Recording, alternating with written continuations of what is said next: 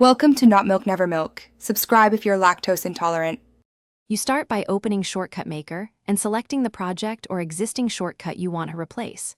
Make sure the app has necessary permissions, because without storage or overlay access, you cannot edit icons or target apps. Once done, locate the shortcut on your home screen or inside the app list. You will pick that entry to replace. Back up the shortcut settings or export the project if the app offers export. This gives you a rollback if something goes wrong. Now you tap Edit or Replace on the selected shortcut, and you choose the new target type: app, activity, shortcut, or deep link, depending on what you need. You do this because activities let you open specific screens, while app opens the package. After selecting the target, adjust icon and label to match your workflow. Make sure parameters like intent extras or URI are correct. Once configured, preview the behavior inside the app. Testing here saves time later. Finish by saving and applying the replacement.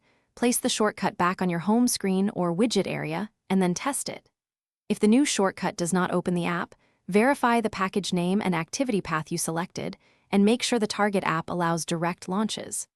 Also check permissions and overlay settings. If something still misbehaves, revert using the backup or exported project. That one troubleshooting step often gets you back to a working state fast. Thanks for watching. If this was helpful, leave a like and consider subscribing. See you next time.